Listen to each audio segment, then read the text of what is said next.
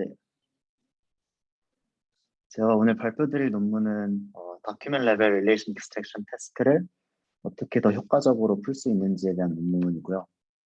엄청 간단한 모델이라 설명할 게 많이 없긴 하겠지만 적용 가능성은 충분히 있다고 생각하고, 또 현재 다큐ment 레벨 릴레이션 익스트랙션 테스트에서 현재 소타를 찍고 있는 모델이라서 가져오게 됐습니다.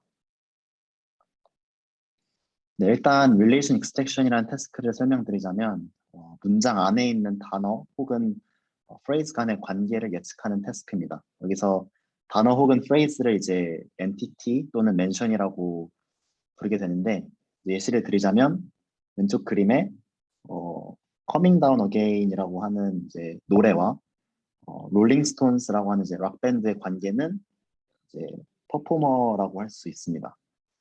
이제 이 태스크가 다큐ment 레벨로 가게 되면 한 문장 안에 엔티티들 간의 관계들만 예측하는 것이 아니라 문장과 문장에 걸쳐서 존재하는 엔티티 릴레이션들도 예측을 할 줄 알아야 합니다. 그래서 그림을 보시면 센텐스 2에 있는 믹 제거라는 이 싱어와 또 이 롤링스톤스의 관계를 봤을 때 이제 그 사람은 멤버다라는 관계도 예측을 할 줄 알아야 합니다. 다큐ment 레벨 릴레이션 익스트랙션이 이제 어려운 이유는 도큐멘트 형태, 즉 이제 문장 여러 개가 이제 인풋 형태로 들어가게 되고요. 그리고 거기에 존재하는 모든 관계들을 예측을 해야 하고, 이제 엔티티 1과 엔티티 2 간의 릴레이션 라벨이 여러 개일 수 있기 때문에 이제 이거를 멀티 라벨 클래시피케이션을 풀어야 한다는 것입니다. 심지어 이제 릴레이션 타입이 여러 개가 되면 멀티 클래스까지 포함이 되겠죠. 또 이제 두 번째로는 코레퍼런스 정보도 생각을 해봐야 하는데, 이제 예를 들면은 여기서 Coming Down Again이랑 it이랑 The Song은 다 하나의 엔티티로 이제 가리키게 되고, 얘네들은 이제 또 하나의 엔티티로 취급을 해줘야 되기 때문에 이런 것도 고려를 해봐야 한다는 게 또 어려운 이유 중에 하나고, 또 마지막으로는 이제 문장이 여러 개가 들어가기 때문에 한 문장 안에 있는 인트라 릴레이션과 문장 간에 걸쳐서 있는 릴레이션인 인터 센텐스 릴레이션도 같이 고려를 해서 이 문제가 조금 쉽지만은 않다라는 거를 모티베이션이 있습니다. 그래서 이 논문에서는 이제 이거를 어떻게 효과적으로 관계를 추출하냐고 했을 때 엔티티 간의 관계들을 구조화시켜주는 게 특징인데요. 먼저 두 가지 스트럭처가 있는데 co-occurrence 스트럭처와 co-reference 스트럭처입니다. 먼저 이 두 스트럭처가 mutually orthogonal 이제 겹치질 않고요. 그래서 이것 때문에 이제 네 가지로 분류를 할 수가 있는데, 먼저 이제 인트라 플러스 코레프라고 하는 거는 두 가지 엔티티가 같은 문장에 있을 때 이제 인트라, 그리고 얘네가 같은 엔티티를 리퍼링을 하고 있을 때 코레프가 붙게 되고요. 그리고 인트라 플러스 릴리잇은 같은 문장에 엔티티 두 개가 있지만 같은 엔티티 다른 두 개 엔티티가 이제 같은 문장에 있지만 이제 같은 엔티티는 아니고 어떻게 뭐 간접적으로 연결될 수 있는 가능성은 있는 가 이제 인트라 플러스 릴리잇으로 이제 나뉘게 되고, 아니면은 이제 같은 문장이 없고 다른 문장에 있는 두 엔티티가 예를 들어서 같은 엔티티를 가리킬 때를 인터 플러스 코레프라고 하고, 이제 또 마찬가지로 인터 플러스 릴리잇은 다른 문장에 있지만 코레퍼런스 정보도 없는 애들을 이제 인터 플러스 릴리잇이라고 하고요. 이제 네 가지 이렇게 분류를 했는데, 예를 들어서 이제 저희가 인풋 시퀀스에는 이제 엔티티들만 있는 게 아니잖아요. 난 엔티티 워드로 뭐 더나 뭐 아니면은 그런 A 뭐 이런 단어들은 엔티티가 아니기 때문에 엔티티와 이제 난 엔티티 워드를 어떻게 이 디펜던시를 지칭해주는 어떤 그런 카테고리가 필요한데, 이제 이거를 이 논문에서 인트라 n이라고 표기를 하고, 이제 얘는 이제 또 같은 문장에 있어야 되고요. 그리고 다른 문장에 있을 경우는 이제 사실은 그렇게 큰 중요한 디펜던시가 아니다라고 해서 그냥 원래는 인터 n이라고 해야 할 텐데 여기선 그냥 na라고 부르게 됩니다. 그래서 이 6가지의 어떤 스트럭처를 이제 여기서 구별을 해서 엔티티 스트럭처를 이제 만들게 됩니다. 그래서 이 엔티티 스트럭처를 언제 쓰냐면 이제 여기서 이 논문에서 주장하는 모델 이름이 이제 SSAN인데요. 진짜 되게 간단하게 저희가 알고 있는 트랜스포머 레이어에 이제 셀프 텐션 블럭이 있잖아요. 그럼 이 셀프 텐션 블럭을 살짝 모디파이를 하는데 얘네들을 어떻게 모디파이를 하냐면 이제 저희가 기존 슬라이드 이전 슬라이드에 만들었던 엔티티 스트럭처를 이용을 해서 어텐션 바이어스를 이제 엔티티 구조별로 이제 바이어스를 하나하나씩 걸어주는 겁니다. 그래서 예를 들자면 여기서 보통 이제 저희가 생각하는 기존 트랜스포머는 이제 여기가 없죠. 그래서 바로 그냥 인풋 시퀀스가 그 쿼리 벡터, 키 벡터, 밸류 벡터로 이제 프로젝션이 되고 이대로 쭉 흘러가게 되는데 여기서는 이 바이어스 텀을 이제 더해주는데 저희가 이제 엔티티 스트럭처가 뭐 이제 칼럼이랑 로우가 인풋 시퀀스겠죠. 인풋 시퀀스가 한 문장이 아니라 이제 여러 문장을 이제 붙여져 있는 상태고 이제 n은 논 엔티티 토큰이 되는 거고 E1이나 뭐 E2 이런 애들은 이제 엔티티 워드가 되고요. 그래서 보시면은 이제 이 첫 왼쪽 위에 있는 이 왼쪽 사각형에 있는 얘네들은 이제 문장 1과 문장 1 시퀀스 간의 어떤 스트럭처를 볼 때 엔티티 1과 엔티티 1은 어쨌든 뭐 코레퍼런스든 아니던 같은 엔티티를 가리키고 있기 때문에 분홍색인 인트라 플러스 코레프로 이제 구분을 하고 예를 들면 이제 만약에 E1과 E2가 코레퍼런스 정보가 없다 하면은 이제 노란색으로 인트라 플러스 릴레이스라고 이렇게 구분을 하고 또 이제 마지막으로 인트라 N이 엔티티 워드랑 넌 엔티티 워드가 있으면은 이제 인트라 N이라고 해서 초록색으로 이제 이렇게 구분을 하게 됩니다. 근데 이제 여기가 인트라고 또 마찬가지로 센텐스 2와 센텐스 2 간의 어떤 그런 인트라 관계도 여기서도 추출하게 되고요. 그러면 이제 나머지 애들은 이제 인터 관계들을 이제 구분을 하는데 네, 마찬가지로 이제 엔티티가 같거나 이제 코레퍼런스 정보가 있다 하면은 연두색으로 돼 있고 그렇지 않다 하면은 이제 하늘색으로 돼 있는 걸 이제 볼 수 있습니다. 네, 그래서 이 엔티티 스트럭처를 이제 전처리 과정 때 어떤 하나의 캐테고리컬 베리어블 같은 원합 벡터 형식으로 다 끝나게 되고요. 다 프로세싱이 끝나면 이제 모델에 같이 들어가게 됩니다.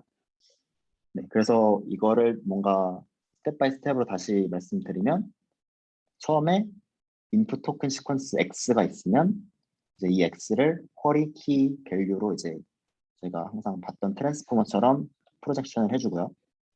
그리고 저희가 알고 있는 이제 셀프 텐션을 이제 쿼리 벡터랑 키 벡터랑 해주고 이제 이게 스탠다드 셀프 텐션에 나온 애가 이제 이 왼쪽 텀으로 가게 되고요. 그리고 이제 SSA인에서 컨트리뷰션을 한 거는 이제 이 두 번째 텀, 이 바이어스 텀을 더해주는 게 이 페이퍼의 이제 주 컨트리뷰션입니다. 그래서 이 트랜스포메이션 모듈은 이제 뒤 슬라이드에서 설명을 해드릴 건데 어쨌든 얘가 이 기존에 있는 어텐션 스코어랑 페어와이즈 어디션이 돼서 어떤 바이어스가 이제 엔티티 스트럭처에 따라서 이제 그게 걸리게 되고 이제 뭐 인트라 코레프면은 뭐 좀 더 파지티브하게 걸리거나 뭐 다른 경우는 네게티브하게 걸리거나 그러니까 그런 식으로 해서 학습을 바이어스도 같이 학습하게 됩니다. 네, 그래서 이게 나온 게 이제 소프트맥스를 취해지고 네, 그래서 이제 밸류 벡터랑 나중에 같이 곱해지게 됩니다. 네, 그래서 이게 전체적인 그림이고요. 그래서 트랜스포메이션 모듈이 뭐냐라고 하면은 진짜 저희가 생각하는 그 트랜스포메이션 프로젝션 같은 건데 이제 두 가지를 제시를 하는데요. 바이오파인 트랜스포메이션이랑 디컴포즈드 리니어 트랜스포메이션인데 두 가지의 차이점은 바이오파인은 이제 쿼리 벡터랑 키 벡터를 어, 이제 같이 곱해주는 공유가 되는 어떤 네, 웨이트 느낌의 어, 곱하기가 되고요. 디컴포즈드 리니어는 쿼리 벡터랑 키 벡터를 따로 컨디셔닝 해주는 느낌으로 트랜스포메이션을 해줍니다. 네, 그래서 이 밑에 보면은 이제 얘가 바이어파인이 되는 거고, 그리고 얘가 디컴포즈드 리니어가 되는데 이제 이 둘 중에 하나만 사용을 합니다. 네, 그래서 이 트랜스포메이션 모듈을 통해서 바이어스 텀이 이제 페어와이즈로 이제 기존 어텐션 스코어에 더해질 수 있도록 취하는 트랜스포메이션입니다. 네, 그래서 이게 끝나고 나면 어떤 이제 엔티티 레프레젠테이션이 나오는데 이제 여기서는 어, 이 서브스크립트 ij 이게 나오는데 이제 이게 어, 어떻게 보면 이제 저희가 얘기했던 이제 하나의 엔티티는 코 레퍼런스 정보가 있으면 어, 좀 여러 개가 있을 수가 있잖아요. 아까 봤듯이 이제 그 노래 이름이 이시 될 수 있고 더성이 될 수 있고 이제 하지만 이제 걔네들 하나의 레프레젠테이션으로 해야 하기 때문에 이제 걔네들을 이제 에버리지 풀링을 해서 하나의 어떤 픽스트 디멘셔널 된 레프레젠테이션을 만들어주고 이제 얘를 이제 엔티티 첫 번째 레프레젠테이션과 엔티티 두 번째 레프레젠테이션을 또 여기서 바일리니어 트랜스포메이션 해서 나온 결과 값이 마지막 로직 값이 되고 이 로직 값을 시그모이드에 태워서 그 해당하는 릴레이션의 확률 값을 뽑게 됩니다. 네, 그래서 이게 릴레이션 엔티티 페어마다 릴레이션 개수만큼의 확률이 나오겠죠. 그렇게 되면 이제 로스는 그거를 다 취합한 썸이 되고 그래서 이걸 크로스 엔트로피를 해주고 이 y 바는 보듯이 이제 타겟 레이블이 되고 이제 얘가 프레딕션이 되는 겁니다.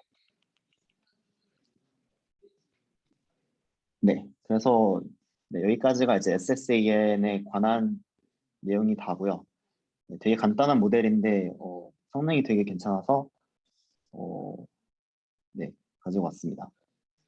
네, 그래서 이제 실험한 걸 보면 이제 데이터셋이 세 개 있거든요. 이제 다큐멘 레벨 릴레이션 익스트랙션 하는 논문들이 보통 이 세 가지를 쓰게 되는데 첫 번째는 이제 위키피디아랑 위키데이터에서 긁어온 어떤 데이터셋인데 이제 이게 이제 릴레이션 익스트랙션 도큐멘 레벨로 많이 쓰게 되고 이제 장점은 이제 이게 사람이 직접 애노테이션 했다는 거가 있고 그리고 또 라벨 개수가 96개나 되기 때문에 좀 유의미한 결과를 뽑을 수 있습니다. 그리고 이제 추가적으로 이제 디스턴트 슈퍼비전이라고 하는 어떤 이제 사람이 필요 없는 오토 라벨링 테크닉을 쓰는데 이제 이걸로 트레이닝 샘플을 10만 개 정도 더 뽑아내고요. 그리고 이제 두 번째랑 세 번째는 이제 바이오메디컬 도메인 쪽의 데이터셋인데 이것도 이제 릴레이션 익스트랙션을 하는 도큐멘 레벨 형태의 테스트를 이제 바이오메디컬 도메인에서 많이 사용을 하는데 이 두 번째 거는 이제 케미컬이랑 디지즈 관련된 어떤 관계. 그래서 얘네들 이제 펀메드라는 어떤 논문 데이터셋, 바이오메디컬 분야의 논문 데이터셋을 통해서 만들어졌고, 엔티티도 꽤 많이 있고, 릴레이션 되게 많은데, 문제가 뭐냐면 이제 유일한 단점이 릴레이션 라벨이 하나밖에 없어요. 그래서 이게 이 질병이 이 케미컬에 인듀스가 됐는지 안 됐는지에 대한 어떤 바이너리 클래시피케이션 태스크라서 이게 살짝 단점이기도 있고 GDA도 마찬가지로 그런 형태인데 이제 다른 점은 이제 케미컬이 아니고 이 세포 진이랑 디지즈에 관련된 릴레이션 익스트랙션 데이터셋이고 얘는 CDR이랑 다른 게 CDR은 사람이 직접 애노테이션 했는데 GDA는 이제 이거를 완전히 디스턴트 슈퍼비전을 통해서 했기 때문에 좀 노이즈가 많다는 점이 단점입니다. 네, 그래서 밑에 있는 거는 데이터셋 스태티스틱이고요. 보시다시피 밑에 있는 애들 릴레이션 타입이 하나밖에 없고 네, 그렇습니다. 그래서 일단은 박레드에 있는 결과부터 말씀드리자면 일단은 이거를 지금 리더보드에서 제일 성능이 제일 좋게 나왔는데 먼저 얘네들은 베이스라인이고요.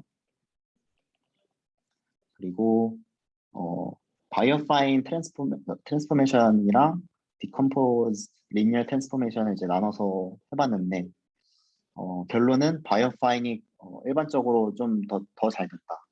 그래서 이제 바이오파인을 이제 위주로 가게 되고요.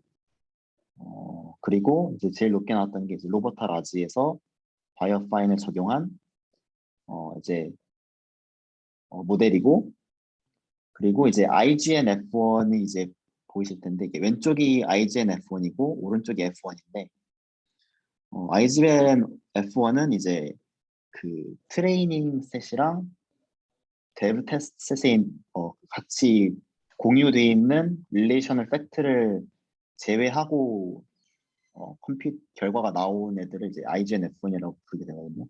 그래서 얘를 이제 쓰게 되는데 이유는 이제 이밸리에이션 바이어스가 있을 수가 있어서 IGN F1도 구하고 F1도 구했다고 합니다. 네, 그리고 이제 여기까지만 했으면 사실 소타가 아닌데 여기서 어댑테이션이라는 걸 적용을 하는데 이게 뭐냐면 저희가 이제 그 SSAN에서는 이 트랜스포머 레이어가 바뀌었잖아요. 그래서 프리트레인드 된 트랜스포머 레이어랑 지금 바뀐 트랜스포머 레이어 간에 어떤 파라미터의 디스트리뷰션 갭이 있다라고 주장을 해서 이 새로 만든 트랜스포머 레이어에다가 이제 프리트레이닝을 좀 더 하는데 이제 이거를 이제 저희가 아까 봤던 박레드에서 10만 개 정도 되는 디스턴트 슈퍼바이스 데이터셋을 활용을 해서 프리트레이닝을 진행을 합니다. 프리트레이닝을 진행을 하고 나서 파인 튜닝을 한 게 이제 어댑테이션 테크닉 트릭이고요. 그래서 어댑테이션 트릭을 사용했는데 점수가 굉장히 높아진 거를 볼 수 있습니다. 네. 그리고 이제 CDR이랑 GDA 결과인데요. CDR에서는 이제 아시다시피 아까 봤듯이 그 트레이닝이랑 데브셋이랑 테스트셋이 다 각각 500개씩 있었잖아요. 그래서 제 생각엔 이게 너무 좀 evenly distributed해서 얘로 500개 트레이닝으로 그 500개 데브셋을 테스트해서 이밸리에이션을 해서 옵티멀 하이퍼 파라미터 찾은 후에 얘네들 같이 컴바인을 해서 1000개의 데이터를 갖고 테스트를 뽑았다고 해요. 그래서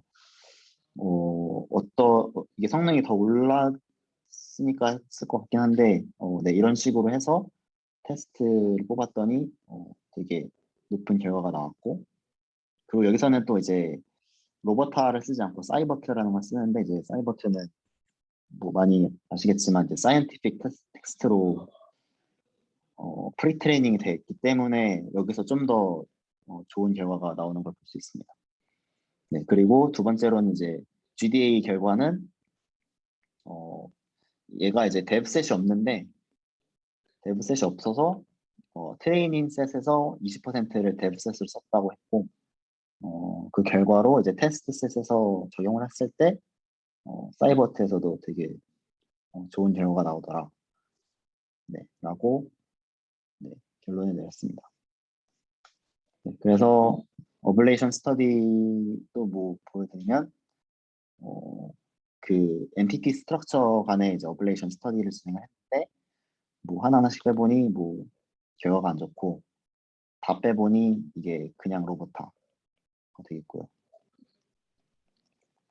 네, 그리고 두 번째는 이제 그 트랜스포메이션 모듈의 바이어스 텀에 관한 어블레이션 스터디를 했을 때 하나하나 다 필요했다라는 게 결론이고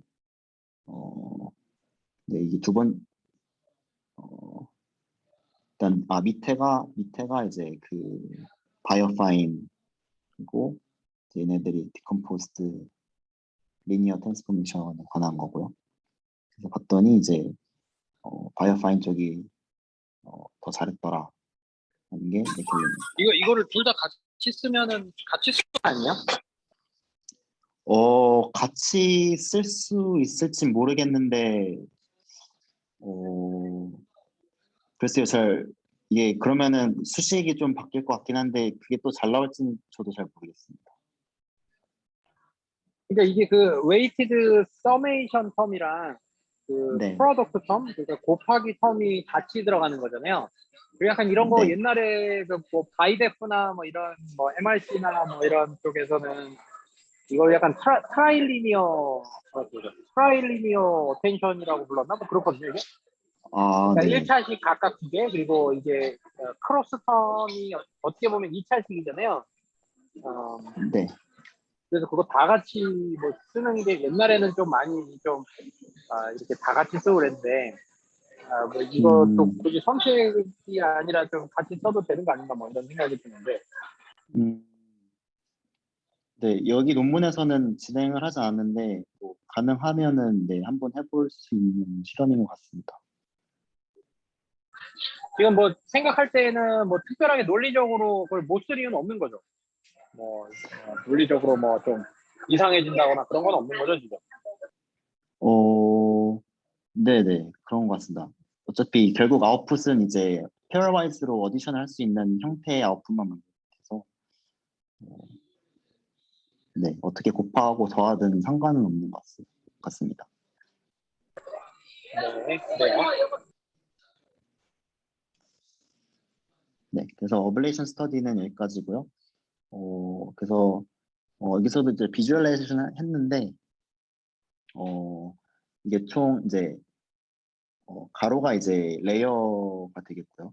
그래서 제 생각에 이게 라지 모델을 써서 24개의 레이어까지 있는 것 같고 보니까 이제 어, 여기서부터 탑 4 레이어가 이제 제일 위에 있는 레이어들이죠. 이 제일 위에 있는 레이어들이 어텐티브 바이어스가 제일 좀 컸다라는 게 그거를 좀 보여주는 히트맵이고 그래서 이 오른쪽에 있는 그래프는 이제 탑 제일 왼쪽에 있는 게 탑 4 레이어의 엔티티 스트럭처를 적용했을 때의 결과고 어, 그리고 이제 그렇게 해서 24개까지 엔티티 스트럭처 바이어스를 넣는 레이어를 이제 올렸더니 이제 24개 다 엔티티 스트럭처 바이어스를 넣는 게 제일 효과가 좋았다 하는 거를 네, 보여주고 있습니다. 네, 그래서 컨클루전은 이제 릴레이션 익스트랙션 도큐ment 레벨로 했을 때 어떤 어텐션 컴퓨테이션을 뭔가 스트럭처화해서 했을 때 뭔가 어느 정도 효과가 있었다라는 게 이제 이 논문의 결론이고 이 논문에서 이제 피처 워크로 얘기하는 게 두 가지가 있었는데 이제 도큐ment 레벨 릴레이션 익스트랙션뿐만 아니라 뭐 리딩 컴프레hen션 같은 경우 이제 여기서도 퀘션에 대한 어떤 엔티티들이 있고 앤서의 어떤 엔티티들이 있으면 이제 얘네들도 어떤 스트럭처를 줬을 때 좀 효과가 있지 않을까라는 그런 연구 방향을 제시했었고요. 그리고 여기서는 엔티티 스트럭처가 뭐 저희가 본 인터 플러스 이런 게 있었는데 뭐 이런 거를 좀 확장시켜서 어떤 좀 유의미한 디펜던시를 어, 만들어내서 해도 결과가 좀 다르게 나오지 않을까라고 네, 제시하고 있습니다. 네, 그래서 제가 발표 준비 여기까지 했고요. 혹시 질문 있으실까요?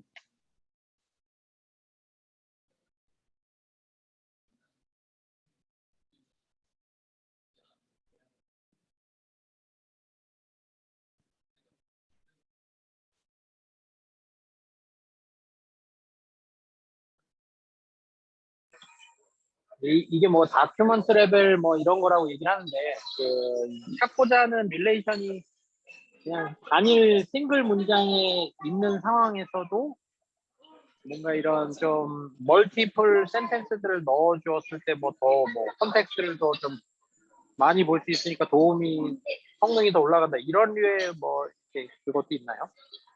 결과도?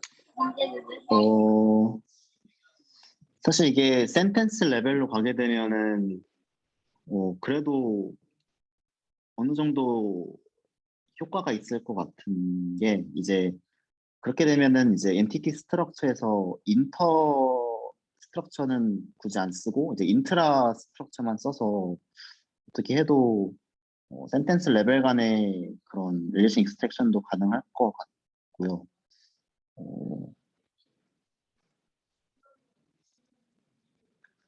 네. 네, 그래요.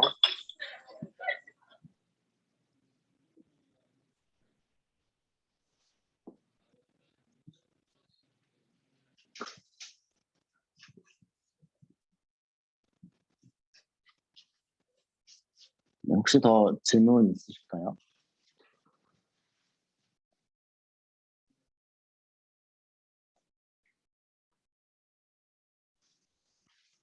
네, 없으면은 네, 여기까지 하도록 하겠습니다.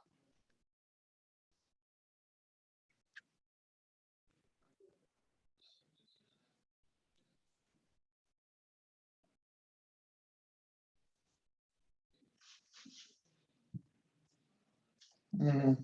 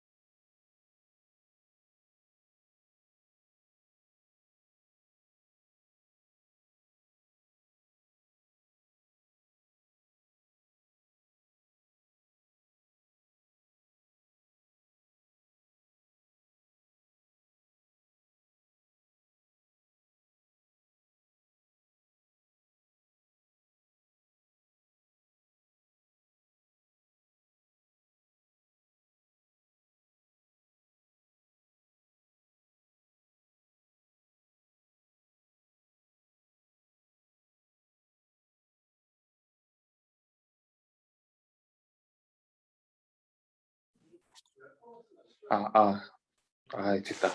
분석을 해놨었네요, 제가. 네. 제가 발표드릴 논문은 이제 Continuous Image Representation the Local Image 펑션인데 일단은 시작하기 전에 이제 데모를 보면요, 이제 아주 흥미로운 논문인데 뭐 이제 제가 이제 바이리얼 이제 업스케일 혹은 이제 뭐 이런 것들을 했을 때 가장 오른쪽에 있는 모델을 보면 이제 이미지를 아무리 키워도 좀 이제 덜 깨지는 이제 그런 걸 볼 수 있거든요. 뭐 이제 다양한 이런 예시들이 나와 있는데 일단 이제 페이퍼는 2021년 CVPR에 나왔고 이제 오럴 페이퍼인데 주 이제 타겟은 이제 슈퍼 레졸루션입니다. 그래서 슈퍼 레졸루션 웍을 이제 어떤 컨티뉴어스하게 이제 만들어진 그런 웍인데 일단은 이제 설명을 드리면서 이제 말씀을 드리도록 하겠습니다. 그리고 네, 일단은 요새 좀 이제 핫하다고 이제 하는 이제 IAR에 대해서 이제 간단하게 설명을 드릴 건데요. 이제 IAR이라는 건 이제 Implicit Neural Representations라고 하는 건데 여기서 하고자 하는 이제 주된 목표는 예를 들어서 이제 어떤 이미지, 픽셀들 혹은 이제 오디오에서는 이제 어떤 타임 이런 것들은 사실 저희가 디스크리트하게 이제 디스크리트한 이제 공간상이 존재하잖아요. 이미지 픽셀이라는 거는 예를 들어서 뭐 이제 이런 이미지가 있으면은 뭐 0,0 이런 식으로 디스크리트한데 이 사이에 있는 어떤 뭐 0.5, 0.5 아니 0.5,0이겠죠. 이런 것들에 대해서 어떤 밸류를 우리가 알고 싶은 어떤 밸류를 예측하는 펑션을 만들어 가지고 이런 이제 컨티뉴어스한 레프레젠테이션 학습을 하겠다라는 게 이제 INR입니다. 그래서 이제 예를 들면은 이미지의 경우는 뭐 이미지가 뭐 픽셀 밸류 인풋으로 이제 픽셀 밸류가 들어가면은 어떤 뭐 픽셀이 어떤 우리가 배우자 하는 모델에 뭐 인풋으로 들어가면은 이제 뭐 아웃풋으로 뭐 RGB 픽셀 이런 거를 내놓는다던가 그렇게 되면은 이제 이 픽셀의 값이 이제 컨티뉴어스함에도 이 컨티뉴어스한 값에 해당하는 이 RGB 픽셀을 다 매핑을 할 수 있겠죠. 그러면 이제 이렇게 되면은 우리가 이제 사이즈의 이미지 사이즈에 이제 구애받지 않고 어떤 이미지가 주어졌을 때 뭐 그 사이에 있는 어떤 밸류에 대한 어떤 RGB 값을 이제 항상 알 수 있게 된다. 이런 종류의 이제 웍들이 INR로 불리고 있고요. 뭐 3D에서는 이제 또 복셀 혹은 뭐 제가 3D는 잘 몰라서 뭐 그쪽도 이제 INR을 많이 쓴다고 들었고 이제 오디오 쪽에서도 이제 그 시퀀스라는 건 어떻게 보면 우리가 샘플링 레이트에 따라서 디스크리트하게 이제 뽑아가지고 밸류를 예측하는데 이 사이에 있는 모든 값에 따라서 이제 뭐 신호의 값을 예측할 수 있는 어떤 펑션을 만들겠다. 이런 것들이 이제 INR입니다. 그래서 이제 왜 이걸 하느냐? 이렇게 되면 이제 어떤 우리가 알고 싶은 시그널 혹은 이제 픽셀 이제 RGB 밸류 같은 게 이제 레졸루션에 이제 인디펜던트하게 됩니다. 그러니까 모든 거를 이제 우리가 표현을 할 수 있게 되니까요. 컨티뉴어스한 어떤 픽셀을 이제 파라미터로 봐서 펑션으로 그렇기 때문에 이제 이 메모리 같은 것들이 이제 모든 픽셀에 대해서 우리가 알 필요가 없으니까 이제 뭐 메모리 이피션트한 효과가 있어가지고 이제 3D 쪽에서 이제 많이 연구가 됐다고 좀 들었습니다. 네, 그래서 뭐 예를 들면은 뭐 그 사이렌이라고 불리는 이제 유명한 논문이 있죠. 2020에 유립스에 나왔던 또 오럴 페이퍼였는데 그때 이 친구는 뭐 인풋으로 이미지에 코or디네이트를 넣어가지고 각 이미지에 대해서 이제 RGB 픽셀을 이제 예측을 합니다. 그런 거를 이제 뭐 이런 이미지를 통해서 이제 학습을 시켜놓고 이제 대신에 이제 액티베이션을 자신들이 이제 말한 사인 액티베이션을 써가지고 만든 거는 이제 미분을 해도 이제 그 펑션을 미분을 해도 이 값이 사라지지 않는다. 이런 걸 좀 보여준 논문이었고요. 그래서 이제 뭐 INR는 뭐 대충 이런 태스크라고 이제 생각하면 되실 것 같습니다. 그래서 이제 뭐 이 논문에서 이제 제시하는 거는 어떤 작은 인풋이 있을 때 얘를 이제 임의의 사이즈에 대해서 키워도 이제 뭐 잘 복원할 수 있는 슈퍼 레졸루션 태스크를 진행을 합니다. 그래서 기존의 슈퍼 레졸루션 태스크 같은 경우는 보통 이제 타겟 사이즈가 있고요. 뭐 고정된 픽스 타겟 사이즈가 있고 예를 들어서 512라고 하면은 이걸 인풋을 뭐 2분의 1 그리고 뭐 3분의 1, 4분의 1 이런 식으로 넣어가지고 뭐 256by 256 이미지를 넣어서 512를 만든다던가 128by 128을 넣어서 512를 만든다던가 하는 어떤 픽스 사이즈에 대해서만 이제 학습을 했습니다. 근데 이제 여기서 이제 제시하는 모델은 어떤 컨티뉴어스한 우리가 이제 임의의 사이즈에 대해서 이런 슈퍼 레졸루션 태스크를 진행할 수 있다라는 거 이제 뭐 새로운 노벨티고요. 그래서 사실 이제 메소드는 간단한데 이제 일단은 큰 이제 플로우부터 이제 설명을 드리겠습니다. 그래서 이제 이 모델의 인풋은 뭐 작은 패치 이미지고요. 보통 이제 48by 48 이제 픽셀 개수가 48by 48짜리 이제 인풋을 놓고 얘를 이제 우리가 원하는 타깃 사이즈로 이제 만들고요. 예를 들어서 뭐 256by 256이라. 그리고 여기 있는 어떤 인코더는 이 이미지를 넣으면 어제 뭐 똑같은 48by 48의 피처를 내겠습니다. 대신에 이제 채널의 개수가 어떤 뭐 C개인 거. 이 C는 보통 64로 돼 있고요. 모델에서는. 그래서 이 인코더로는 보통 슈퍼 레졸루션에서 사용하는 백본들을 사용을 합니다. 그래서 뭐 이 논문에서는 두 가지 백본의 RDN 혹은 뭐 이제 기존에 있는 슈퍼 레졸루션 백포를 사용해서 실험을 진행을 했고요. 그렇게 해서 이제 우리가 이제 이런 피처 맵을 얻어내면은 이 논문에서 제시하고 있는 LIF라는 방법론을 통해서 컨티뉴어스하게 이제 이미지를 쫙 펼 수 있는 이 어떤 펑션을 학습합니다. 그리고 이 펑션은 이제 이미지 하나하나를 학습한 게 아니라 이제 쉐어드 모든 이미지에 대해서 이제 한 번에 학습을 하기 때문에 이제 이미 이미지가 들어와도 새로운 학습 없이 컨티뉴어스한 리프레젠테이션을 배울 수 있고요. 그래서 이제 좀 더 구체적으로 설명을 드리겠습니다. 이거는 사실은 아이디어는 굉장히 뭐 기존에 있는 어떤 인터폴레이션들 방법이랑 굉장히 유사한데요. 그래서 이제 뭐 차근차근 넘어가면은 우리가 위에서 봤던 어떤 이미지를 이렇게 리사이즈 해주는 어떤 디코더 펑션 F를 배우고 싶은데 이 펑션은 무엇을 하느냐? 그러면 이제 우리가 원하는 좌표가 있을 거 아니에요. 우리 좌표라는 거는 이제 우리 이미지가 48 x 48에서 256을 만들 때 256 x 256 이미지에서 존재하는 어떤 한 코오디네이트이 있을 때 얘를 상대적 위치로 갖고 오면 뭐 예를 들어서 뭐 얘가 20.5 by 뭐 20.5다 소수점 좌표다 이렇게 생각할 수 있겠죠. 이런 식으로 가져오면은 그러면 우리는 이 48 by 48 이미지로 갖고 온 이 48 by 48 이미지에서 20.5, 20.5의 어떤 RGB 값을 알고 싶은 거고요.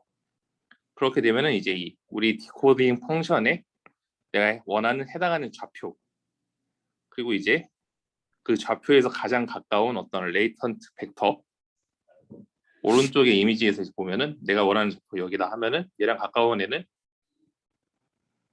그리드 픽셀 위에서는 이제 Z11이겠죠. 그래서 이 피처 벡터랑 이 피처 벡터의 좌표값 뭐 예를 들어서 21,21이라고 할게요. 이거를 넣고 이제 이 두 개는 이제 좌표를 빼줍니다. 그렇게 되면 이 상대의 좌표가 나오겠죠. 그래서 이걸 이제 모델에 놔가지고 아웃풋은 이제 RGB 픽셀. 그래서 이게 저자들이 이제 제안하는 로컬 임플리시틱 이미지 펑션이고요.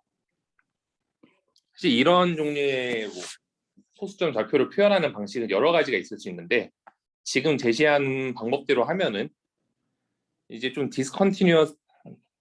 디스크리트한 부분이 좀 생기거든요. 예를 들어서 이 좌표가 왼쪽으로 조금씩 이동을 하다가 이 점선, 이 대시를 넘어가게 되면은 얘랑 가장 가까운 픽셀은 이 Z10이 되겠죠.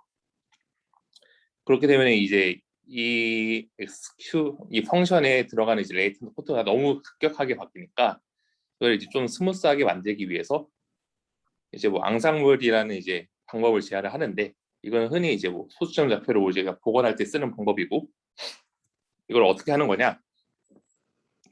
얘는 간단합니다. 그래서 이제 우리가 어떤 주어진 원하는 좌표의 XQ가 있을 때 이 근처에 네 픽셀이 있겠죠. 그리드 좌표 위에서는 이 네 픽셀에 각각의 이제 뭐 Z10, 00부터 Z11까지 값이 있을 텐데 얘에 대해서 이제 뭐 우리가 위에서 계산한 펑션을 다 계산을 합니다. 그리고 이제 이거를 이 면적을 이제 가중치로 줘가지고 서메이션을 해가지고 우리의 RGB 픽셀을 구하는 거예요. 혹시 이해가 가시나요? 뭐 그냥 예, 바이리니어 인터폴레이션 아닌가요? 네, 정확히 그겁니다. 그거를 이제 어떤 이제 얘네 어떤 뭐 인베이딩 스페이스 위에서 하겠다. 그냥 이 얘기죠. 그리고 인베이딩 스페이스 위에서 바이리니어 인터폴레이션을 하고 그거를 이제 디코딩하는 펑션을 트레이닝 하겠다. 이게 그냥 이 메소드의 끝입니다, 사실은. 그래서 이제 굉장히 심플한 아이디어인데요. 저 그래서 질문 이게 있는데요. 네, 그 상대적 거리는 그러면 0이 되나요? 0이라는 게 어떤 말씀이십니까? 원래 Z 스타가 Z11이었으면 네, 여기서는 빼서 상대적 거리를 측정할 수가 있잖아요. 네, 근데 이제 뭐 바일리니어 인터폴레이션을 해서 저 점 자체의 어떤 걸 구한다면 네. 상대적 거리는 어떻게 뭐가 되는 건가요? 아, 이거는 각각 재는 거죠. 여기 각각 아, 여거마다 따로따로 재는 거예요. 그래서 아, 뭐 그 이제 따로따로 한 다음에 인터폴레이션을 하는 거군요. 그 Z 네, 스타를 네, 네, 네, 이 펑션의 값을 다 구하고 그거를 이제 바일리니어 인터폴레이션을 이제 더하는 거죠. 정확히 말하면은. 네, 그래서 굉장히 이제 심플한데 네, 성능 감사합니다. 네. 그래서 뭐 이건 논문에서는 이제 두 가지를 이제 더 제시를 하는데 사실 이거는 뭐 꼭 이렇게 해야 하는 논리가 있어서 그런 건 아니고 성능상 그런 이슈가 있어가지고 좀 진행을 한 걸로 보이는데 일단은 위에서 우리 인코더를 거쳐서 나온 48바이 48바이 64짜리 이제 피처맵이 있을 텐데 그 피처 어떤 우리가 중심 픽셀이 있으면은 걔로부터 이제 바로 인접한 녀석 바로 인접한 픽셀들의 어떤 피처맵을 이제 컨캣을 합니다. 그냥 이 중심 픽셀에서 그러면 이제 64 곱하기 9개죠. 9개짜리 어떤 이제 피처가 생길 텐데 이거를 이제 얘네들은 피처 언폴딩 이건 뭐 토치 언폴드라는 이제 함수도 있고 뭐 피처 그걸로 구현이 돼 있는데 피처 언폴딩이라고 부르고요.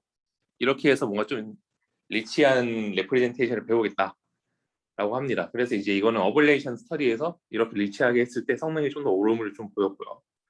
이제 마지막으로는 셀 디코딩이라는 이제 방법이 있는데 이거는 사실 이제 좀 논리적으로는 좀 말이 되는 방법인데 실제 실험 결과로 봤을 때는 좀 있으라 마나한 그런 방법이 아닌가 생각이 되는데 뭔지 설명을 드리면은 우리가 이제 예를 들어서 인풋 이미지가 48바이 48인데 이거를 우리가 이제 100바이 105로 키울 수도 있고 200바이 200으로 키울 수도 있잖아요. 근데 뭐 100바이 100에 200바이 200에 해당하는 어떤 픽셀의 좌표가 이제 얘는 20바이 20이라고 하면은 여기는 이제 10바이 10이 되겠죠. 같은 위치가 이게 이제 XQ가 될 텐데 위에서 우리가 이제 계산하고자 하는 근데 이 두 개의 사이즈가 다르지만 이 X 좌표는 똑같단 말이에요 항상 그렇기 때문에 이 우리가 키우고자 하는 이제 상대적인 크기에 대한 정보를 추가적으로 인코딩하는 게 좋지 않을까라는 생각에서 이제 셀 디코딩이라는 이제 방법을 제시를 하는데 그건 뭐 별건 아니고 우리가 이제 뭐 예를 들어서 뭐 계산이 쉽게 원래 이미지 사이즈가 10바이 10이라고 하면은 이 오른쪽에서 이제 하나의 어떤 그리드의 상대적 크기는 100분의 10이 됐고 그러니까 이제 10분의 1이 되겠죠. 10분의 1 10분의 1 그리고 뭐 얘가 만약에 원래 200이었다 하면은 200 바이 10이니까 이제 20분의 1이 되겠죠. 이 정보를 컨캣에서 넣어줍니다. 이제 콜디넷이랑 이 H by CW의 정보를 컨캣해서 넣어줘서 MLP를 태웁니다. 앞에 설명 안 들었는데 이 F 세타는 그냥 5 레이어 MLP고요. 그래서 이제 뭐 인풋을 넣을 때는 이제 다 컨캣을 해서 넣어줍니다. 이 피처 벡터나 코디네이트 정보들을. 이게 사실 이제 메소드의 끝이고 그래서 이제 트레이닝을 어떻게 하느냐. 저 질문 트레이닝 있습니다. 네. 셀 디코딩이 왜 좋은지 잘 이해가 안 되는데 제 생각에는 100 사이즈 100에서 10,10이랑 사이즈 네. 200에서 20,20은 완전히 같은 값을 가져도 되지 않을까요? 네. 그러면 이 디코딩이 필요한 이유가 뭐죠?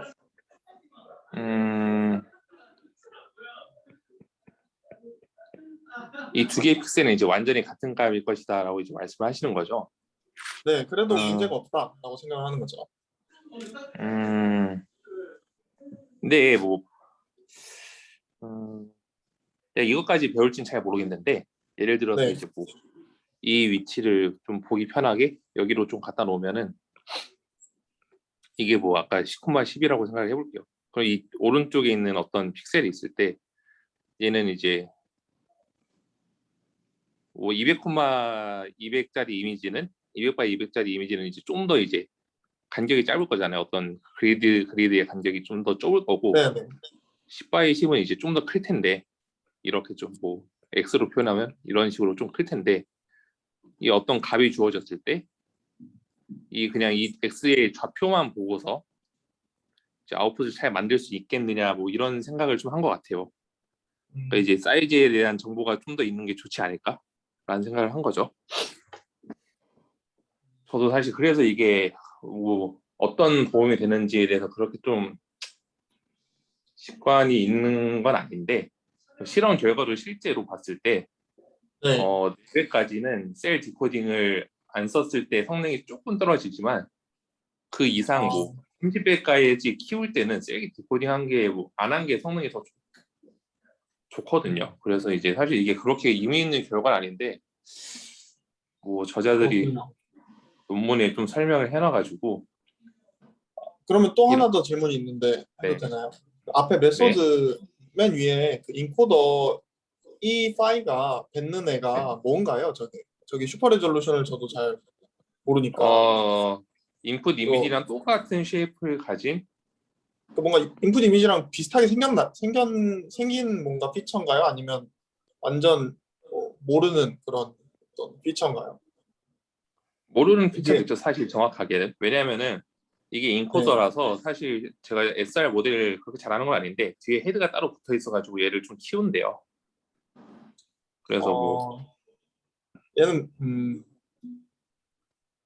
그러니까 뭐 같은 사실 뭐 H/W짜리 이미지를 만들어 준 다음에 대신에 이제 뭐 피처들을 잘 뭐 인코더에서 잘 만들어주고 이것을 바탕으로 뒤에 이제 헤드가 붙어가지고 얘를 키워준다고 알고 있거든요. 그냥 뭐 익스트랙션을 안 하는 인코더라고 생각하면 될까요? 네, 그렇죠. 네. 뭐 그리고 정확하게는 얘는 이제 조인틀리하게 학습이 되기 때문에 이 모델은 트레이닝에서는 전체적으로 학습이 되기 때문에 이게 완전 이미지다 라고 생각하기 좀 어려울 수도 있다는 생각도 들고요. 저는 저걸 직접 본 적은 없지만 뭔가 약간 인풋을 어쨌든 섞어놓고 증가시킨 뭔가. 네, 감사합니다. 네. 뭐 우선 인풋을 이제 더 키우기 위해서 필요한 정보들 같은 게 되겠죠.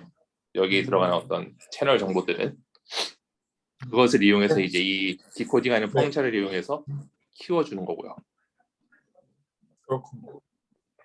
네, 감사합니다. 네, 뭐 그래서 뭐 좀 더 부연 설명하면은 이 Z는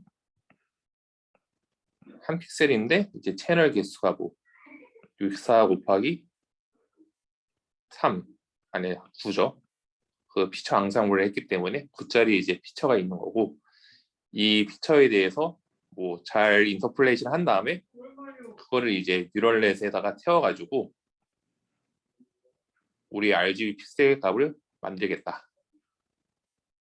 이런 모델인 거죠. 그래서 이제 뭐 트레이닝 과정은 좀 이거는 랜덤리하게 이제 뭐 우리가 그런 근데 트루스 그게 이미지 그 아까 위에 얘기했던 것처럼 바이리니어 인터폴레이션 하는 그 4개가 또 주변 3x3 픽셀을 담고 있는 거예요? 네, 그렇죠. 이 피처 앙상블이라는 걸 아니지 그래요. 피처 언폴딩 여기서 이제 보면은 3x3 그 자기랑 인접한 노드에 피처를 컨캣을 하잖아요. 그러니까 이 Z11은 Z10이랑 오른쪽에 있는 애랑 이렇게 9개를 이제 컨캣을 한 어떤 벡터가 되는 거죠.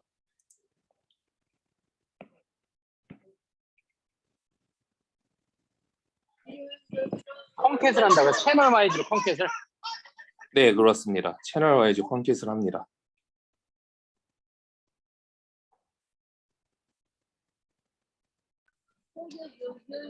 사실 이거를 하는 논리적 네. 이거는 약간 좀 이게 리쉐입 되긴 했지만 이게 뭐 약간 컴브랑 똑같은 컴브 같은 걸 하는 거 아닌가요? 그러면?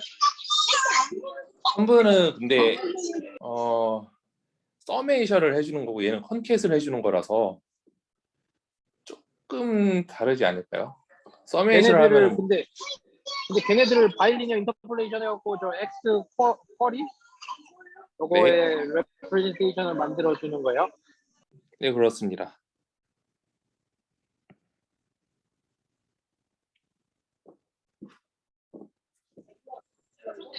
그러니까 이게 채널 와이즈로 어떤 특정한 웨이트로다가 섞이는 거잖아요.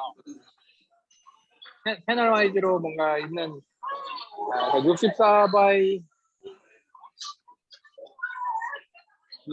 9. 네, 그러니까 64 바이 9가 아니라 64 곱하기 9죠.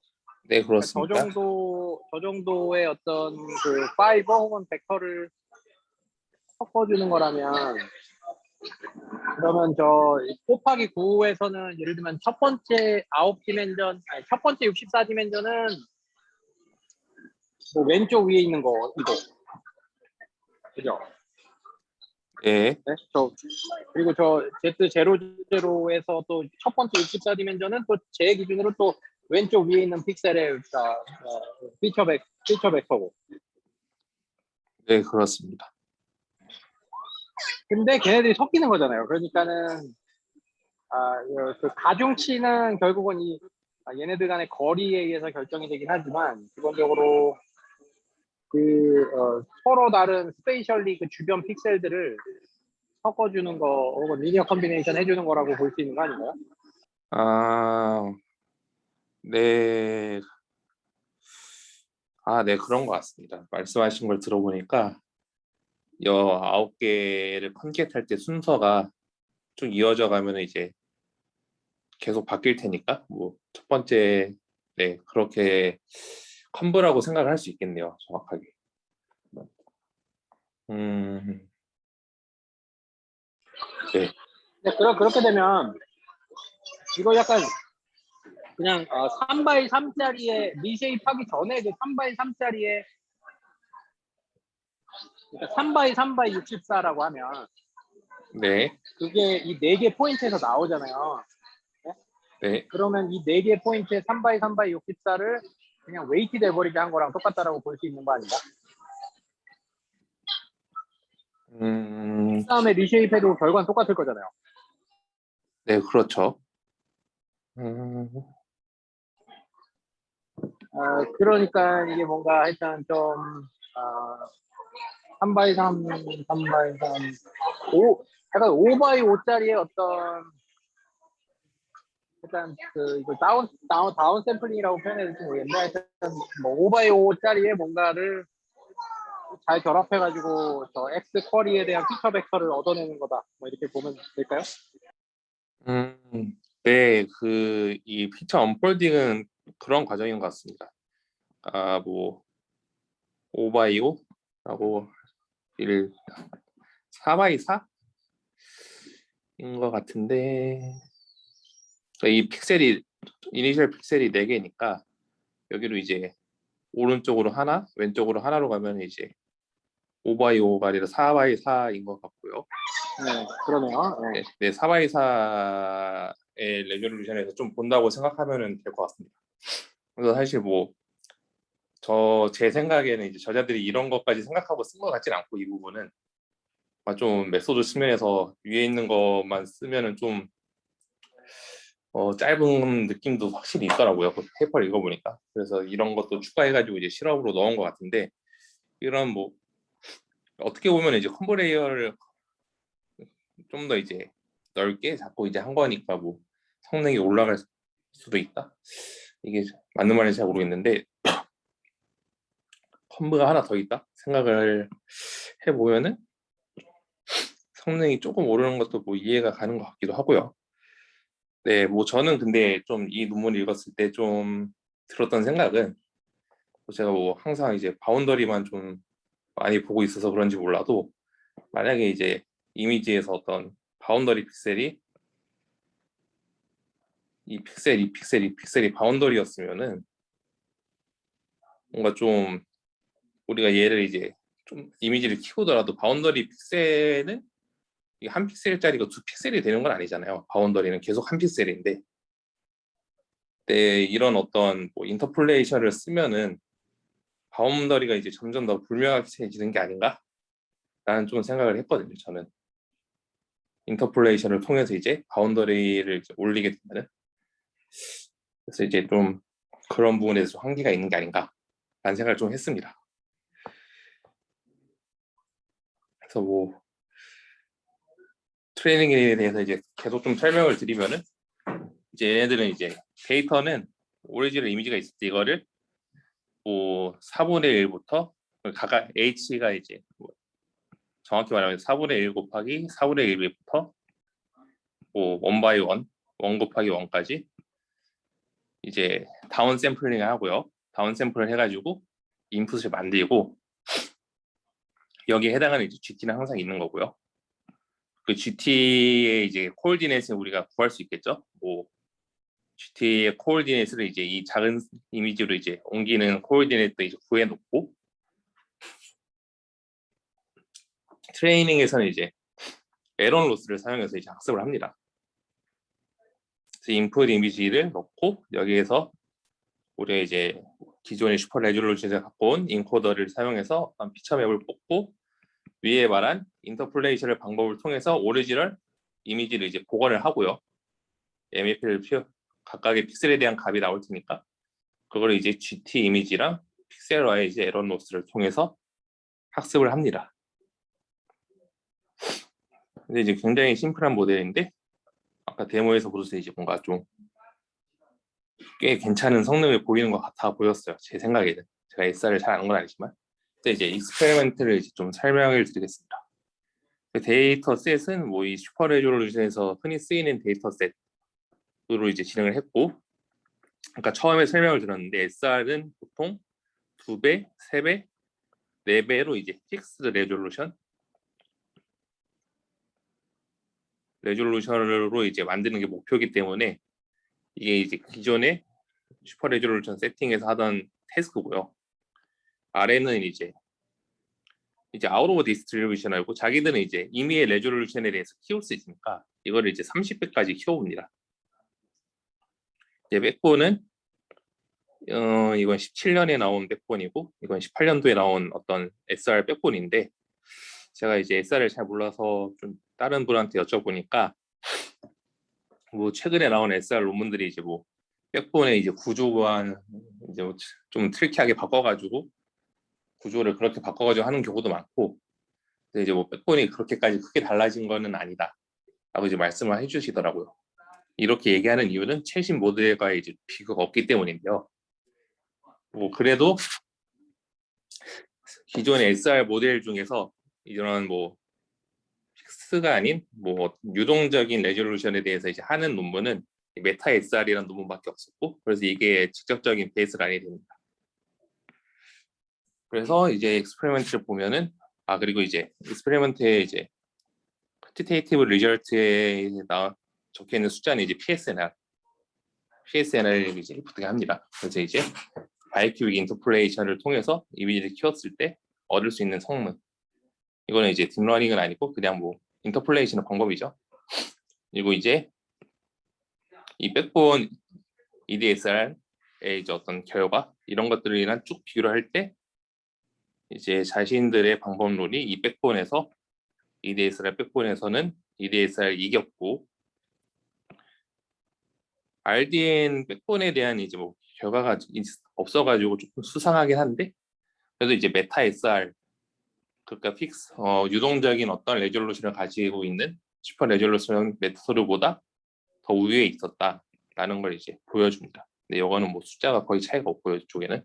근데 이제 뭐 흥미로운 점은 이제 아웃 오브 디스트리뷰션. 아까 말했던 6배부터 30배까지인데, 일단 기존 베이스라인들은 이제 픽스드 레졸루션이니까 결과가 없고요. 물론 이제 뭐 이렇게 할 수도 있겠죠. 뭐 예를 들어서 이미지를 2배 키운 다음에 또 다시 넣어가지고 2배를 키우면은 4배가 커진 게 아니냐라고 얘기를 할 수 있잖아요. 슈퍼 레졸루션에서. 보통 그런 식으로 이제 진행을 하진 않는다고 합니다. 그리고 이제 뭐 성능이 떨어질 거라는 얘기를 좀 들었는데, 이거는 직접 보지 않아서 모르겠는데, 그래서 우리가 트레이닝한 데이터보다 이제 좀 어떻게 보면 화질이 낮은 그 레졸루션에 낮은 인풋이 들어왔을 때 이제 성능이 떨어지는 거는 이제 뭐 일반적인 사실이니까 그렇게까지 성능이 좋지 않을 거라 얘기를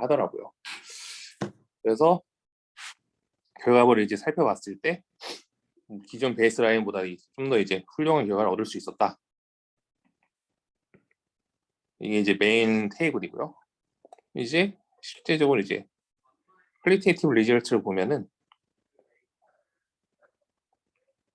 바이큐빅 인터폴레이션 혹은 이제 베타 SR보다 이제 자신들의 방법이 이 48바이 48 픽셀을 30배 키웠을 때 좀 더 이제 그럴듯하게 보인다 라는 걸 이제 얘기를 합니다.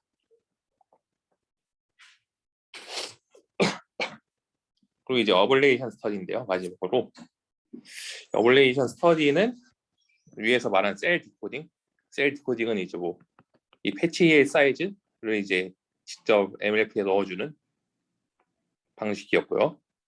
피처 언폴딩 이거는 그 Z를 인접한 픽셀들을 다 컨캣 해가지고 넣어주는 방식.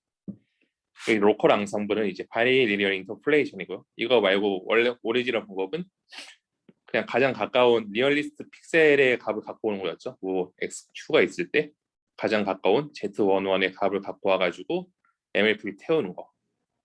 그리고 이제 마지막은 왜 넣었는지 모르겠는데 이 MLP를 3개만 써가지고 이제 실험을 하더라고요. 이거는 좀 어블레이션 스터디를 할 수 있는지 모르겠는데 그래서 이제 뭐 결과를 보면은 일단 인디스트리뷰션인 2배, 3배, 4배에 대해서는 자신들이 제대한 모델이 이제 가장 성능이 좋았고요. 여기서 제가 아까 셀 디코딩 방식이 조금 의심스럽다고 말씀드린 이유는 이 셀 디코딩이 없는 실험 결과가 인디스트리뷰션에서는 성능이 조금 떨어지는데 뭐 소수점 둘째 자리에서 떨어지는데 이제 아웃 오브 디스트리뷰션 그러니까 더 많이 키운 거에서 오히려 이제 성능이 오르더라고요. 이렇게. 그래서 이제 좀 이걸 보면서 결과를 굉장히 좀 정직하게 실었다라는 생각이 좀 들면서 이 메소드가 그렇게까지 뭐 영향이 있어 보이지 않는데 왜 넣었는지 라는 생각이 좀 들더라고요. 네, 그래서 이제 제가 오늘 발표할 내용은 여기까지였고요. 혹시 좀 질문이 있으신가요? 근데 지금 프로포즈 한 모델이 성능이 그 프로포즈 모듈을 추가했을 때 성능이 떨어졌다고 얘기한 거예요? 그걸 얘기하는 게 어블레이션 스터디인데요. 그러니까 이제 프로포즈 메소드 중에서 이 셀 디코딩이라는 메소드가 있는데 이 4번째 메소드죠. 셀 디코딩. 그러니까 이 어떤 우리가 인풋 사이즈가 10바이 10일 때 우리가 원하는 타겟 사이즈가 100바이 100 혹은 200바이 200일 때 우리가 원하는 타겟 사이즈와 이제 인풋 사이즈에 대한 정보가 뭐 얼마나 키워야 되는 정보가 없는 거 아니냐. 그래서 그 정보, 그 비율을 이제 인풋으로 넣어주자라는 메소드인데요. 그 메소드를 일단 제안한 것도 그렇고 실험 결과를 봤을 때도 그렇게 유의미한 결과처럼 보이진 않는다라는 말씀을 드리는 겁니다. 그 이유는 이제 인디스트리뷰션에서는 뭐 셀 디코딩까지 넣는 게 성능이 좋았지만 이 아웃 오브 디스트리뷰션에서는 오히려 셀 디코딩을 이제 뺀 것이 성능이 더 좋았기 때문에 그렇게까지 유의미한 결과는 아니지 않느냐라는 생각을 좀 했습니다. 여기서 그 인디스트리뷰션이랑 아웃 오브 디스트리뷰션이 어떤 걸 얘기하는 거예요? 인디스트리뷰션 우리가 이제 트레이닝 할 때요. 아까 말씀드렸는데 이 트레이닝 할 때 오리지널 이미지를 뭐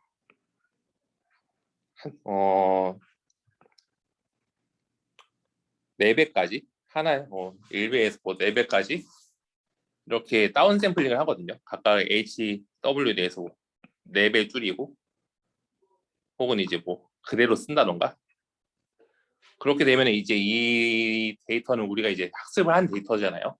GT가 있는 데이터. 근데 GT가 4배 이상인 데이터는 우리가 이제 학습을 안 했단 말이에요. 뭐 예를 들어 30배짜리 이미지는 본 적이 없는 거죠. GT는 이제 가장 커봤자 4배짜리 이미지인데. 그렇기 때문에 이거를 이제 이 논문에서는 인디스트리뷰션에 표현을 한 거고요. 이제 우리가 학습을 하지 않은 이제 뭐 더 키우는 데이터에 대해서 이제 아웃 오브 디스트리뷰션으로 이제 표현을 한 것 같습니다.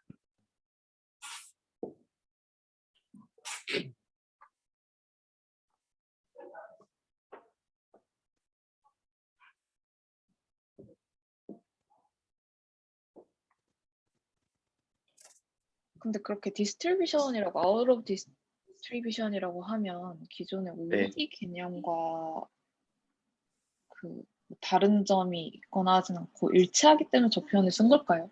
뭐 예를 들어 뭐 근데 뭐 제가 조금 뭐왜 굳이 이런 단어를 뭐 썼는지 잘 모르겠는데 뭐 언신이라고 하는 게 좀 맞지 않느냐라는 좀 생각이 들긴 했거든요. 아웃 오브 네. 디스트리뷰션이라는 거는 어떤 네 혹시 말씀하신 분 계셨나요? 네? 네. 아니요. 그 동의하고 있었어요. 네. 네, 그래서 뭔가 좀 이 표현이 어 어떻게 보면은 사실 이런 6배, 12배 키우는 것도 이제 어, 데이터 상으로 이제 뭐 배우기는 배운 거잖아요. 어떻게 보면 할 수는 있는 거잖아요.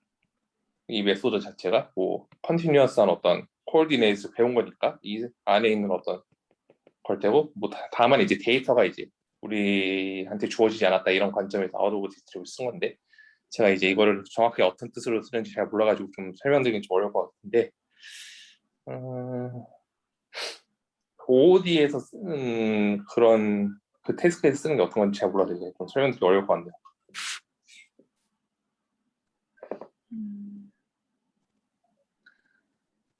네, 감사합니다.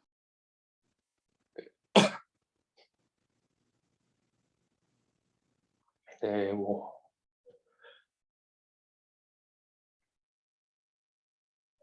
또 뭐 질문이 더 있으신가요? 저 채팅창에 지금 하나 보여요. 채팅 어떻게? 네.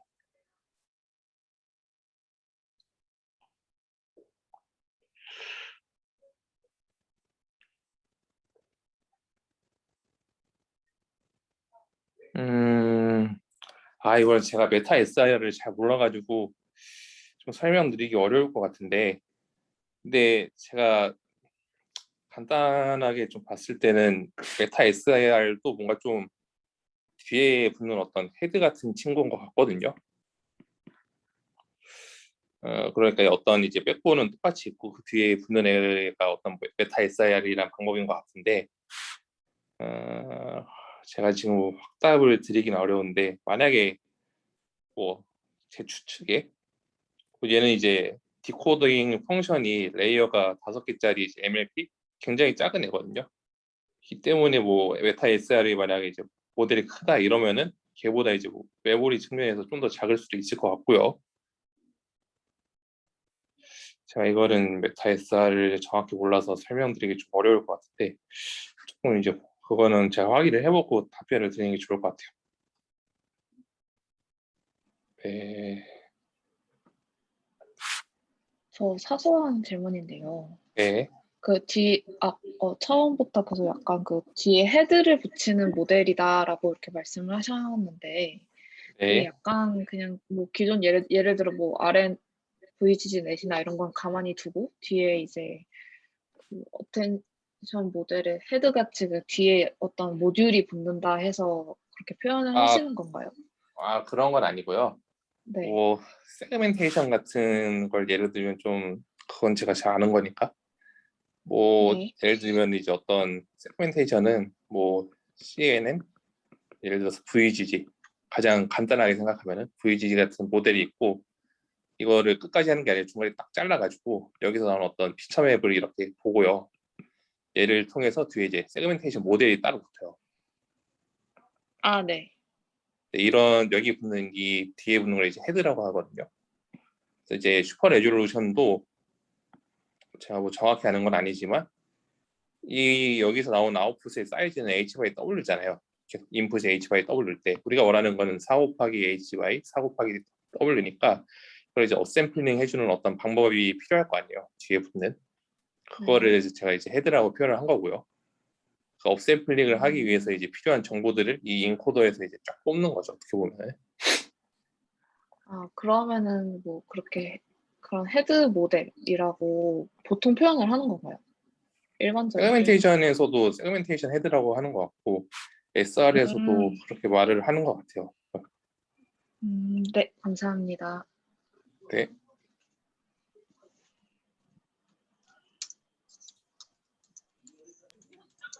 그 뭐 헤드는 뭐 기본적으로 좀 약간 우리가 여러 개 메두사 뭐 이렇게 뱀 머리가 여러 개 달려 있는 뭐 약간 그런 것처럼 가령 멀티태스크 러닝에서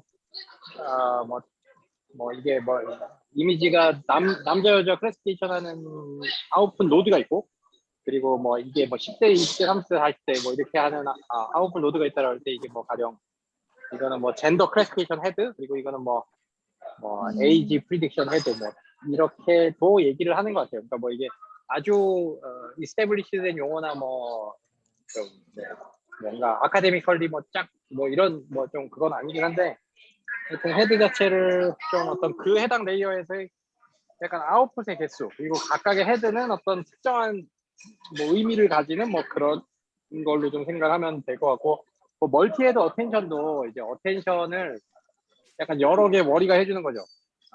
그러니까 그것도 뭐 그건 아웃풋 노드는 아니긴 하지만 어쨌건 그 어텐션 레이어 내에서는 입력을 받아서 그 헤드가 뭐 쫙 여러 개로 이렇게 분화되는 것처럼 뭐 그런 뜻인 것 같아요. 네, 감사합니다. 네. 감사합니다.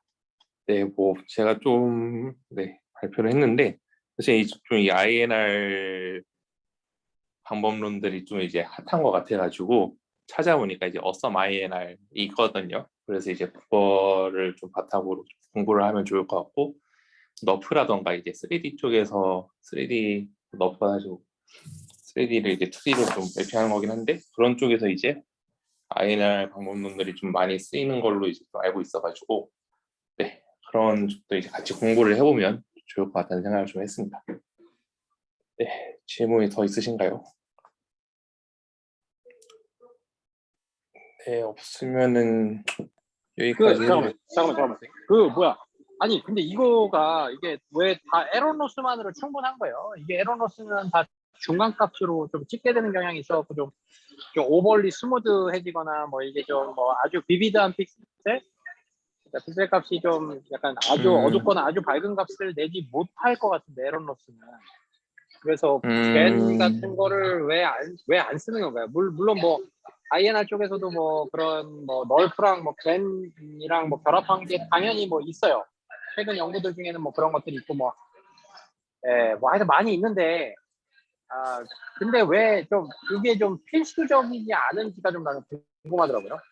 저는 INR 도 있고. 겐로스 같은 거를 안 쓰는 이유 중 하나로 생각하는 게 일단은 이런 슈퍼 레졸루션 태스크에서 뭐 이거는 뭐 이제 좀 결과를 뽑기 위한 뭐 이밸류에이션의 문제긴 한데 겐로스 같은 걸 쓰면은 PSNR 같은 게 오히려 좀 떨어지는 경향이 있거든요.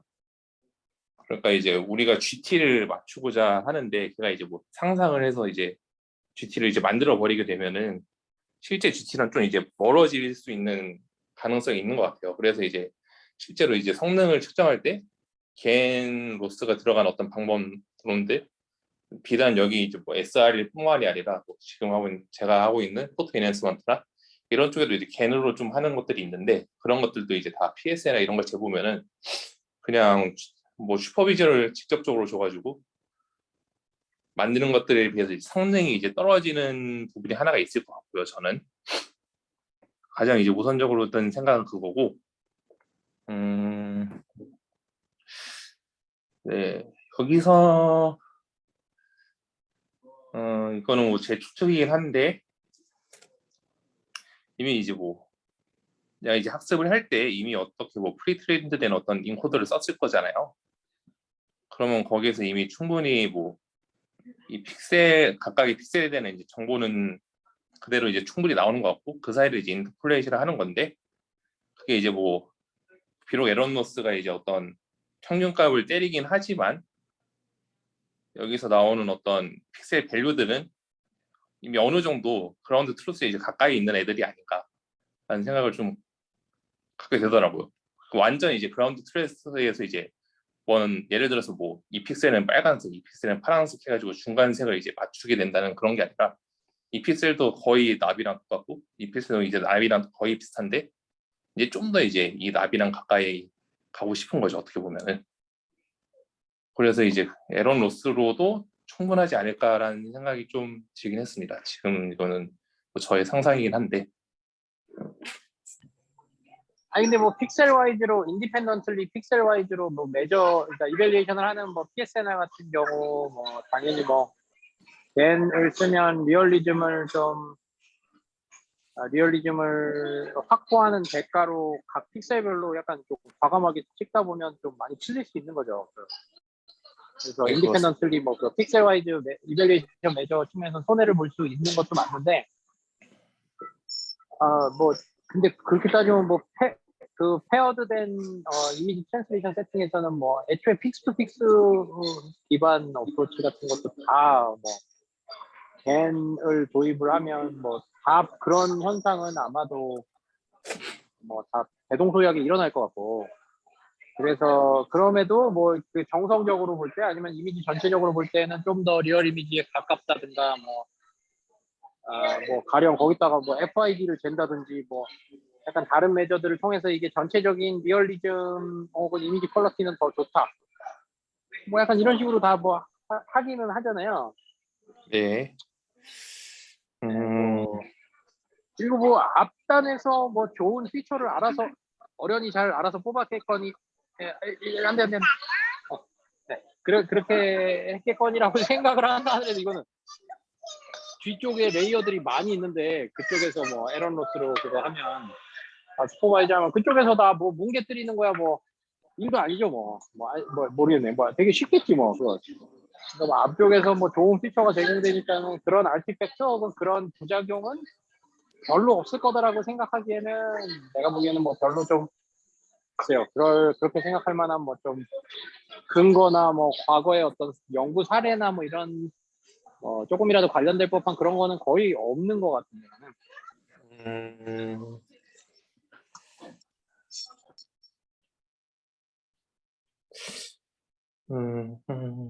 네.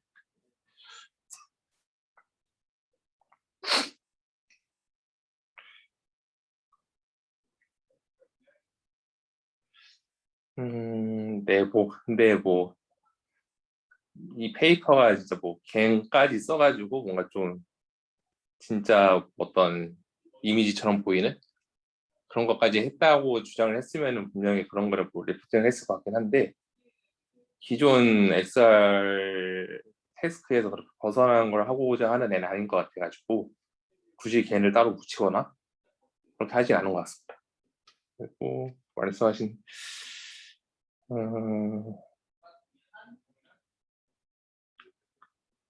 이거는 사실 두 번째로 이제 말씀하신 거는 실제적으로 실험 그런 게 이제 없으면은 이제 좀 뒷받침이 안 되긴 한데 그거는 좀 네.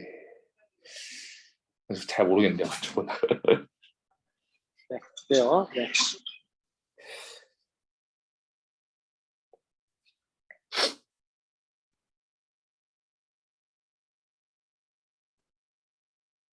네, 또 질문이 없으신가요? 네, 없으면은 여기까지 하겠습니다. 네, 수고하셨습니다.